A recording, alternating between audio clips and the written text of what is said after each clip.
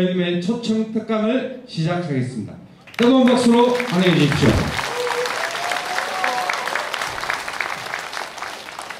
중앙당에서 저한테 양산 을에 좀 가달라고 하시면서 여기가 2번 졌는데 진짜 근소하게 졌다. 이번에는 꼭 이길 수 있으니까 가서 힘을 좀 보태주세요 그러더라고요. 맞습니까? 네. 제가 지금 제목을 대한민국의 미래와 보수정치 이렇게 가져온 게 그 얘기입니다. 여러분들 이 사진 보신 적 있을 거예요. 뭔지 아시겠어요? 1948년에 우리 재헌 국회가 시작하는 날입니다. 근데 가운데 계신 분이 이제 이승만 대통령이세요. 저분은 뭐 그때는 대통령이 아니었죠. 국회의장인데 전날 저분이 하신 말씀이 뭐냐면 1948년 5월 31일에 우리가 잃어버렸던 나라를 이렇게 다시 찾아서 이렇게 국회를 열게 된 것은 사람의 힘만으로 도저히 가능한 일이 아니다. 그러니 우리 감사하는 마음으로 하늘에 기도를 하고 시작하자 그랬어요.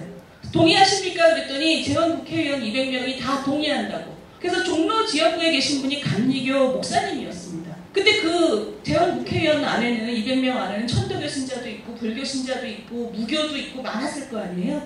그분들이 다 정말 너무 감사해서 감사의 마음으로 같이 기도하고 나라가 시작이 됐습니다. 그분들의 마음이 좀 이해가 가시죠? 잃어버렸던 나라를 찾아서 정말 이제 잘 시작해보겠다 그랬는데 불과 2년 만에 전쟁이 났잖아요. 전쟁이 나서 우리 뭐 생산시설 다 망했죠. 망하고 생산시설을 갖고 있던 것의 한 80%가 파괴됐습니다. 그리고 우리나라는 전 세계에 전쟁 고아들이 수출되는 나라. 많은 나라들이 우리나라를 보고 어떻게 생각했냐면 저 나라는 100년도 안 가서 없어질 나라라고 생각했습니다. 사람들은 배운 것도 없고 산업 기반도 없고 민주주의 훈련도 안 돼 있고 아무것도 없었던 나라입니다. 이런 나라에선 절대로 민주주의 꽃이 필 수도 없고 금방 없어질 거다. 근데 지금 우리 이렇게 잘 살잖아요. 지금 이렇게 잘 살게 된 거는 우리나라의 정신이 있기 때문이죠. 대한민국의 정신이 도대체 뭐냐? 그 없는 시절에서부터 우리나라 그때 90% 가까이가 다 농촌이었습니다. 농민들. 농촌에서는 일이 많으면 아이들 학교 보낼 수도 없고 그렇지 않습니까? 부모가 아이들의 인생을 다 그냥 관리하는 거죠. 그리고 내 인생처럼 너도 그렇게 살아갈 거다라고 생각하는 그게 바로 농촌이죠. 큰 변화 없이. 우리 건국의 아버지들이 교육은 부모가 좌우할 수 없다. 저분들은 뭐를 꿈꿨냐면 우리가 이때까지 살아오던 삶과 전혀 다른 삶을 우리나라가 앞으로 살아가게 될 거라고 큰 꿈을 꿨던 겁니다. 그러니 우리 아이들을 우리 농촌에서 그대로 살아온 부모들이 딴 건 몰라도 교육은 국가가 책임지겠다. 부모가 마음대로 학교를 안 보내게 할 수 없다. 그래서 헌법에다 그걸 아예 넣어놨어요. 재헌헌법에다가 16조에다가 적어도 초등교육은 우리나라에 태어난 모든 사람에게 무상이고 의무여야 된다. 꿈이 컸던 거죠, 이분들은. 이때까지 살아오던 방식으로 우리는 앞으로 안 살 거다. 이거는 나중에 산업화가 시작이 됐을 때 어마어마한 자산이 됩니다. 모든 국민이 그렇게 학교를 가서 공부하게 된 것은. 이분도 기억나시죠? 이분 보세요. 나중에 김대중 대통령이 무슨 얘기를 했냐면 저분이 자기를 그렇게 못 살게 굴었지만 저분이 우리나라 국민들의 정신을 하면 된다로 바꿔놓은 것은 자기는 너무나 큰 그 성과라고 생각한다. 너무나 큰 업적이다. 그러니까 그 당시 우리가 너무나 못 살고 냉소에 빠져있고 무기력에 빠져있는 걸 이분이 어떻게 해서든 사람들의 정신을 하면 된다. 이렇게 바꾼 주역이세요. 근데 이분이 경제정책도 굉장히 잘했습니다. 뭐냐면 저게 우리 국민교육 현장에 나오는 그 국민교육 현장 기억하시는 분 많으시죠? 이게 젊은 분들은 모르실 거예요. 처지를 약진의 발판으로 삼아. 그러니까 우리 그때 막 진짜 밥도 잘 못 먹던 시절인데도 그 어려운 시절을 절망하지 않고 이 어려운 처지를 약진의 발판으로 삼아 사람들의 마음을 들어 올릴 수 있었던 거죠. 그런데 그걸 그냥 한 게 아니라 뭐라도 하나 만들어서 나가서 수출 신용장 받아오면 금융지원 해준다. 다른 개발도상국 지도자들이 무슨 고속도로는 자기 딸내미 주고 뭐 원정 받은 건 아들 주고 이럴 때 너무나 명확한 성과 지표를 준 거예요. 당신들이 가발을 만들든 합판을 만들든 밖에 나가서 팔 수 있으면 그거 우리 금융지원 해준다. 수출 신용장만 있으면 해준다. 그러니까 우리나라 사람들은 저 못 살 때도 싸구려 물품을 만들 때도 항상 눈을 세계에다 놓고 내가 세계에다 뭘 팔 수 있을까? 그러니까 세계가 우리에게 학교였던 거죠. 그러니까 우리 저렇게 못 살 때 우리 지도자들은 그 시절에도 국민들의 눈을 크게 만들려고 했던 겁니다. 그리고 미래를 향해서 저렇게 못 살 때도 미래를 향해서 우리 아이들은 우리하고 다른 삶을 살 거다. 이렇게 가난한 나라에 태어난 아이들이지만 우리하고는 다른 삶을 살 거다. 결과는 어때요? 결과는 이 사진 많이 보셨죠? 이게 우리 한반도를 밤에 찍은 사진입니다. 1970년대 중반까지 북한이 우리보다 잘 살았어요. 북한의 산업시설이 훨씬 많이 남아있었고 우리는 70년대 초반까지 북한보다 못 살았습니다. 그게 뒤집힌 게 70년대 중반이거든요. 근데 지금 보세요. 밤에. 저기가 까맣죠? 우리나라는 전 세계에서 가장 밝은 곳 중에 한 분입니다. 우리가 가장 가난했던 나라에서 중진국이 되고 그게 한 88 올림픽 정도죠. 그 이후에 또 새로운 그 전 세계에서 가장 높은 기술력을 가지고 지금 선진국 대열에 들어선 거. 가장 가난한 나라에서 중진국 뛰어넘고 선진국으로 된 거는 전 세계에서 진짜 무슨 바다에서 석유가 갑자기 발견된 나라거나 아니면 굉장히 조그만 나라 말고는 대한민국 단 한 나라밖에 없습니다. 대단한 나라입니다. 지도자도 대단했고 국민들도 대단했습니다. 대단하죠. 그렇지 않습니까? 여러분 이렇게 잘 사는 거 한번 생각해보세요. 우리 부모들이 어떤 삶을 살았는지. 그런데 제가 지금 여기서부터 이제 본론인데 이렇게 대단한 성취를 이룬 나라, 전 세계의 개발도상국이 우리나라를 한번 가보고 싶은 나라, 어떻게 저런 게 가능하지?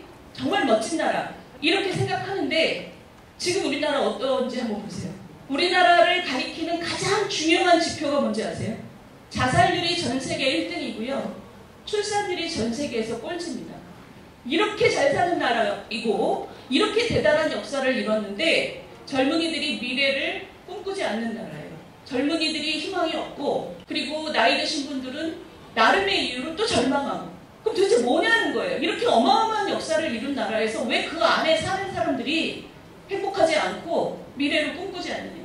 우리 지금 병들어 있습니다. 여러분. 여러분들은 지금 우리가 나이가 얼마큼 들어서 기성세대는 잘 느끼지 못할 수 있지만 집에 있는 젊은 친구들 생각해보세요. 대한민국 병들었습니다. 지금. 이분이 그 무서운 IMF의 총재예요. 여자분이. 라가드라는 분인데 이분이 뭐라 그랬냐면 5년 전에 한국에 와서 대한민국은 집단 자살의 사회라고 그랬습니다. 지금 이 출산율을 보면 전 세계에서 가장 낮은 일본도 지금 1.2 뭐 이런데 우리나라 작년에 0.8이었습니다. 젊은이들이 미래에 대해서 별로 희망이 없으니까 결혼도 안 하려고 그러고 아이도 잘 안 낳으려고 우린 그런 얘기 너무 많이 들어서 아무렇지도 않게 생각하는데 외국 사람들이 볼 때는 저게 집단으로 자살하는 나라가 아니면 어떻게 저걸 가만 놔두고 있나. 자살률이 전 세계 1등이고 출산율이 전 세계 꼴등이라는 거는 우리가 깊이 병들어 있다는 뜻입니다. 우리가 성공에 취해 있고 우리 세대는 정말 우리 대단했지 이러고 있죠. 저는 후진국일 때 태어나서 중진국일 때 젊은 청년 시절을 보내서 지금 선진국을 살아가고 있어요. 그래서 저는 제 인생을 돌아보면 다른 분들하고 비슷하게 야 우리나라 대단하다 라고 생각합니다. 근데 지금 굉장히 앞이 밝지 않은 나라예요. 다른 나라 사람한테 집단 자살할 나라라는 얘기를 듣고 있습니다. 지금. 왜 그런가요? 제일 중요한 거. 이유 중에 가장 중요한 것 중에 하나는 이거 보세요. 이게 뭐냐면 우리나라 경제 성장률입니다. 우리나라의 경제 활력이에요. 1990년대 초반을 꼭대기로 해서 너무나 빠르게 떨어지고 있습니다. 이게 뭐냐면 우리나라의 체질이 무지하게 빠르게 악화되고 있다는 뜻입니다. 저희 고령화 때문에 그런 것도 있지만 고령화를 감안해도 너무 빨리 떨어지고 있어요. 체질이 약화되고 있다는 뜻입니다. 그럼 저럴 때 뭘 했어야 되는데 우리가 잘못한 게 뭐냐? 우리 그냥 열심히 살았는데 우리가 잘못한 게 뭐냐? 그거를 우리 기성세대는 생각을 해봐야 돼요. 이게 얼마 전에 한국은행 총재세요. 이분도 IMF에서 아시아태평양 책임자를 하다가 한국은행으로 오신 분입니다. 한국은행 총재가 뭐라 그랬냐면 한국은 이미 꺾였다. 우리가 살던 그런 오늘보다 내일이 날 거다. 이런 식의 희망을 갖고 성장하던 그 구조는 끝났다. 이제 이미 꺾여서 저성장 구조로 들어갔다. 근데 그거를 조금이라도 만회하려면 구조개혁을 해야 된다. 근데 이분이 정말 답답해서 얘기한 거죠. 구조개혁 없이 돈을 풀어서 나라를 억지로 부양하는 거는 체질 개선 없이 돈을 풀려고 하는 거는 나라 망치는 지름길이다. 우리 역대 한국은행 총재 중에서 이렇게 답답한 심정을 그대로 토로한 사람은 단 한 명도 없어요. 이분이 얼마나 답답했으면 구조개혁 제대로 해서 체질을 올리지 않고 돈을 풀어서 대응하는 거는 나라 망치는 지름길이다, 이렇게 얘기했습니다. 여러분, 이분 얼굴이 있죠? 제가 이거 학계에 있을 때 8년 전에 박근혜 정부 때 동아일보에 칼럼을 쓴 겁니다. 저 제목 보세요. 좌파는 개혁 없이 살기를 한번 말해봐라 그랬어요. 제가 얼마나 답답했으면. 그 당시 박근혜 정부가 노동개혁을 하겠다고 전면에 내세웠었습니다. 근데 결국 못했죠. 반대가 너무 심했습니다. 민노총, 한노총 너무 심했어요. 근데 제가 그때 이런 글을 썼던 거는 그럼 개혁 안 하고 우리 청년들한테 도대체 어떻게 일자리를 만들어줄 건데, 지금 우리나라 이미 꺾였고 일자리를 모자라는데 기존의 기성세대들이 다 자리 잡고 있고 민노총, 한노총 이런 사람들 다 대기업의 좋은 일자리의 노조들이잖아요. 근데 젊은이들한테 길을 터주지 않으면, 젊은이들한테 길을 터주는 게 바로 개혁입니다. 그 개혁이라는 게 뭐냐, 아까 말씀하신 것처럼 우리 어릴 때 받던 교육하고는 이제는 그런 교육 받으면 안 돼요. 세상이 너무 고급이잖아요. 우리나라도 이제 고급의 나라고. 우리 학교 다닐 때처럼 뭐 외고 시험 공부하고 이렇게 해갖고는 나라가 이제 더 이상 살 수가 없고, 조금 태어나는 것만큼 아이들 하나하나를 굉장히 유능한 사람으로 만들어야 됩니다. 그래서 교육개혁이 너무 중요한 거예요. 근데 우리 지난 한 몇 개 정권이 교육개혁 얘기 하지도 못했습니다. 노동개혁, 민노총, 한노총 뭐 그냥 자기 자리 꽉 쥐고 있죠. 지금도 뭐 하면은 나와서 정권 퇴진 운동 하잖아요. 자기들이 뭔데 우리 국민이 선출한 대통령을 퇴진 운동을 해요. 말도 안 되는 일이죠. 말도 안 되는 일이 벌어지는 건 뭐냐면 그동안 그 사람들이 너무 세져 있습니다. 그러니까 개혁을 손도 못했어요. 박근혜 정부 때도.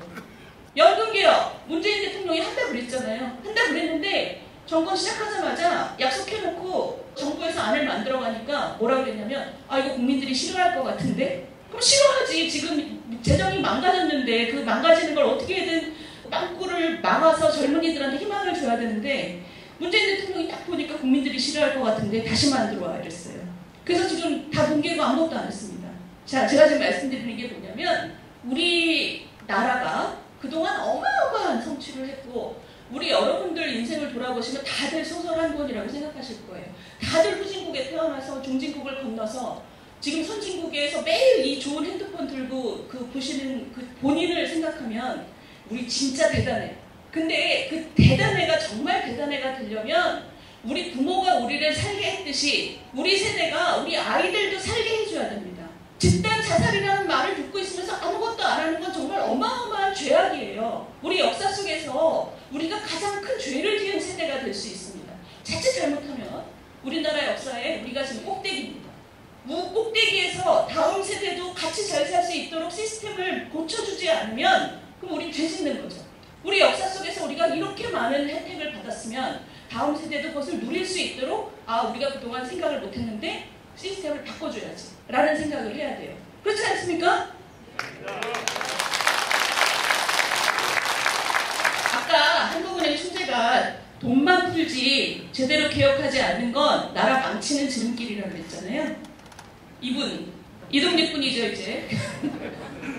이분이 아주 대표적인 분입니다. 이분이 2015년에 야당 대표하실 때 뭐라 그랬냐면, 박근혜 대통령을 매섭게 질타했어요. 국가재정에 국가채무는 40%가 맞이는데 당신 왜 돈 더 쓰려고 그러냐 그랬어요. 근데 자기가 대통령 된 다음에 한 얘기는 경제 관료들한테 막 자기가 호통을 쳤어요. 도대체 40%가 마지노라는 근거가 뭐냐? 왜 그랬을까요? 구조개혁은 하나도 안 하고 엉뚱한 거 있잖아요. 소득주도 성장. 뭐 최저임금 30% 올리고 52시간제 굉장히 급하게 하고 이러면서 경제가 밑에서부터 흔들리니까 돈을 막 퍼부었죠. 개혁은 하나도 안 하고. 제가 아까 말씀드린 것처럼 우리나라는 지금 개혁을 해서 구조개혁을 제대로 해서 우리 젊은이들, 우리 아이들의 삶도 우리처럼 좋게 만들어주는 게 우리 세대의 숙제입니다. 숙제일 뿐만 아니라 우리가 안 하면 우리가 큰 죄를 짓는 거예요. 근데 저는 이분은 정말 어마어마한 죄를 지었다고 생각합니다. 왜냐하면 정권 5년 동안 개혁하려는 생각을 안 했어요. 그리고 한 거는 자기들 머릿속에 있는 무슨 소득주도 성장 너무나 이상한, 제가 경제학자인데 듣도 보도 못한 그런 거를 해서 경제를 망가뜨리고 그거를 주워 담으려고 돈을 엄청 풀었죠. 여러분들 지금 뭐 우리가 국가 채무가 1000조가 넘고 정권 시작할 때 국가 예산이 400조였는데 지금 600조가 됐고 어마어마한데 다 코로나 때문이야 라고 믿으시는 분들 계세요? 아닙니다. 코로나 시작하기 전에 3년 동안 숨가쁘게 썼어요. 기억나시죠? 진짜 숨가쁘겠었습니다. 코로나는 2020년 여름부터 본격화됐잖아요. 2018년, 19년, 20년 예산이 다 경제 성장률보다 2배나 지출 증가율이 높았어요. 우리가 예전에 그렇게 써본 적이 없는 나라입니다. 우리나라는. 자기가 자기 소득이 늘어나는 속도로 지출도 늘어나야지. 근데 이분은 한 2배, 3배 이렇게 예산을 짰어요. 어마어마하게 돈을 써제꼈습니다. 아까 한국은행 총재가 얘기한 것처럼 정확하게 그렇게 했죠. 개혁은 안 하고 돈을 풀어서 그런 죄를 지은 정권입니다. 그런데 그러고 난 다음에 그러면 어떻게 해야 되느냐. 보세요. 구조개혁 해야 된다고 했잖아요. 구조개혁 하려면은 아까 우리 말씀하신 것처럼 교육개혁도 해야 되고 연금개혁도 하고 노동개혁도 한다 그러면 이전에 자기가 편안했던 사람은 피해를 보잖아요. 그럼 그 사람들을 어떻게 설득시킬 건가요? 조금만 우리 같이 견딥시다. 그러면 우리 다음 세대를 제대로 살게 할 수 있는 시스템을 지금 만드는 과정이니 조금만 참읍시다. 그런 얘기를 하는 정치인을 믿어야 개혁이 가능한 거잖아요.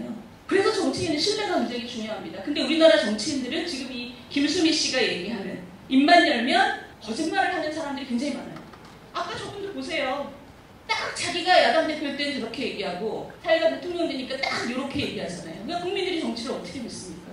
우리 세대가 지금 잘못한 것들, 그동안 하지 않았던 것들, 그리고 정치적인 선택들 이런 것들이 지금 켜켜이 쌓여서 우리는 지금 굉장히 우리 잘 살아, BTS 봐봐 이런 생각하는데 이제는 내려갈 길만 남았다라고 생각하는 분들이 너무 많은 거예요. 우리 청년들은 지금 자기 인생에 큰 희망이 없는 겁니다.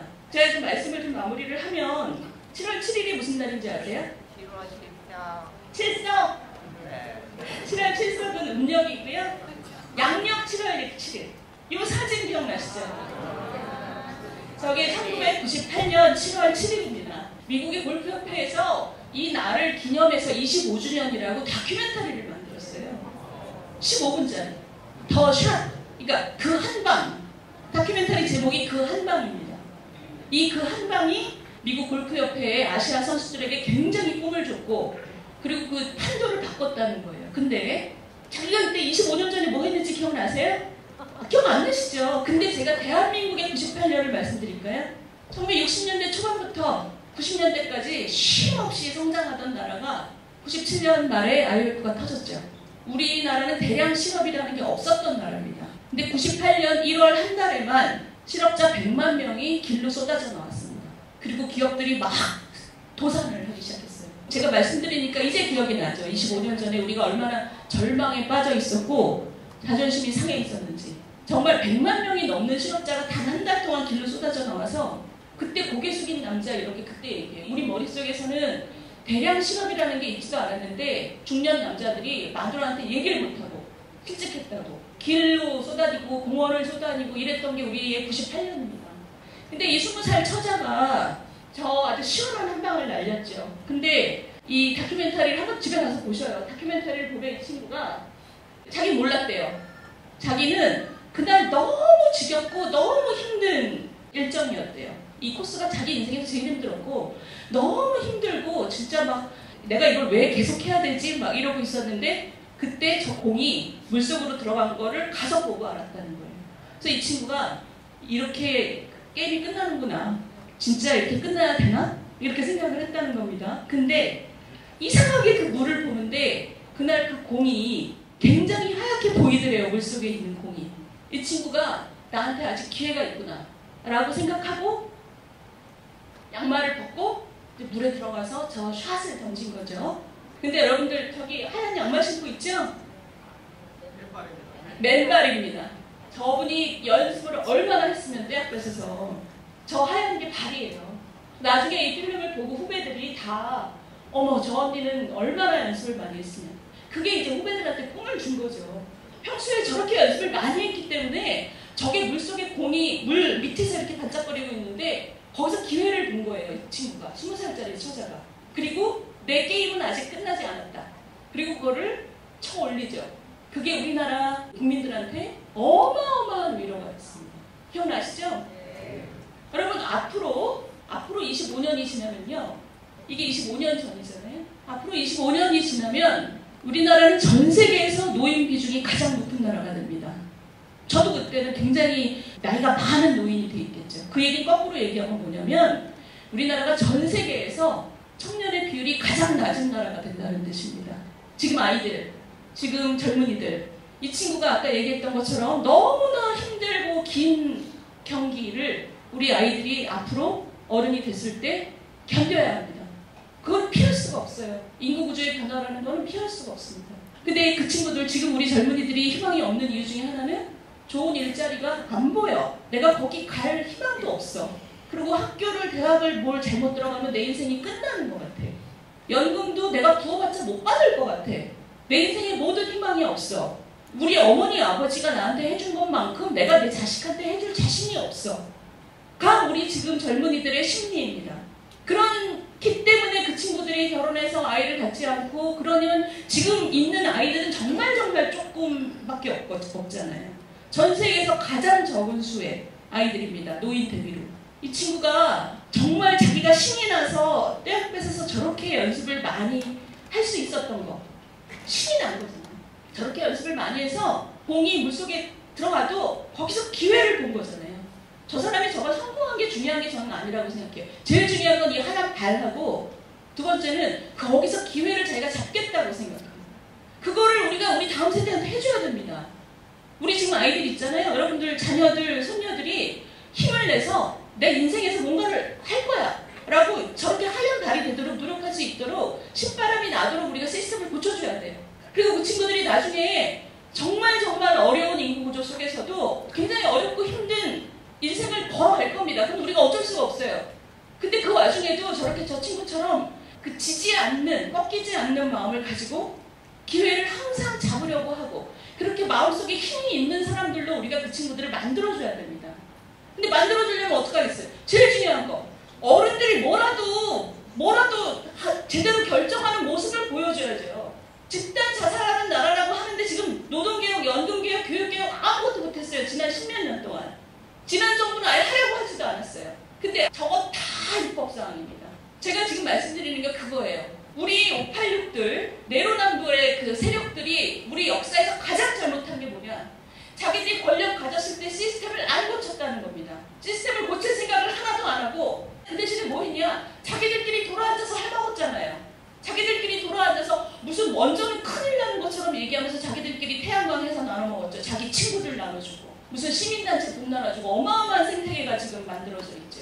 그러면서 정작 가장 중요한 우리 아이들을 위한 시스템을, 우리가 지난 60년 동안 가져온 시스템을 보수하는 것을 안 했어요.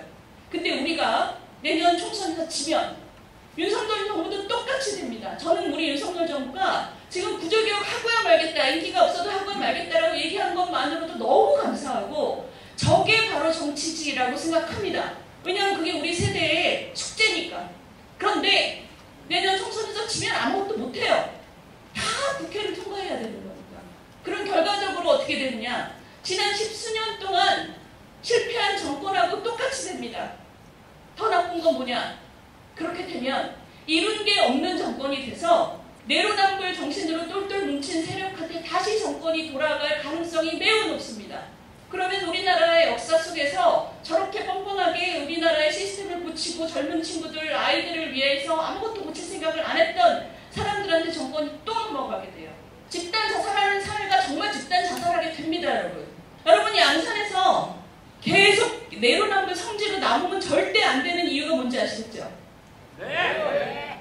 내로남불의 성지가 있거나 말거나, 우리는 여기서 우리 국민들에게, 우리 아무 당도 지지하지 않는 국민들한테도 정말 여러분들이 열과 성을 다해서 왜 우리가 국민의힘이 이번 총선에 이겨야 되는지를 여러분들께서 신나서 얘기할 수 있으셔야 돼요. 왜 그래? 왜 국민의힘이 돼야 되라고 물으면 우리는 훨씬 당당하죠. 우리는 뭐라도 고치려고 하는 사람들이잖아요. 뭐라도 고치려고 하는 정치 세력과 아무것도 지난 5년 동안 고치려고 생각도 안 했던 정치 세력은 너무 명확해요. 지금 우리나라 역사상 가장 명확한 선택의 순간입니다. 여러분들이 내년 총선에서 여러분들은 당연히 좋은 선택하실 거고, 이 동네에 계시는 다른 특별한 정당을 지지하지 않는다고 대답하시는 이웃들한테도 그 말씀을 열심히 하셔서 양산이 이기는 게, 진짜 아까 말씀하신 것처럼 양산이 이기면 우리 이깁니다. 양산이 험질해서 그런 것도 있고, 전국에서 여긴 내로남불 성지가 됐잖아요. 여러분들이 이기면 내로남불이라는 그 정신이 없어지는 거예요. 전 국민이 여러분이 무시하게 되는 겁니다. 그것을. 아, 우리는 이제 그 586 운동권들의 시대를 건너갔구나 라는 것을 여러분들이 보여주셔야 돼요. 하실 수 있습니까? 예, 제가 잘 부탁드리겠습니다. 우리 정말 내로남불 586 평생 운동권으로 울거먹은 사람들이 시스템을 하나도 고치지 않은 그 시대를 이젠 정말 뒤로 하고 미래를 향해서 이 앞선 우리 지도자들이 그 어려울 때도 나라를 앞으로 밀고 나갔듯이 미래를 향해서 가자는 그 선택을 여러분들께서 전 국민에게 보여주십시오. 제가 부탁드리겠습니다. 감사합니다. 하나, 둘, 셋.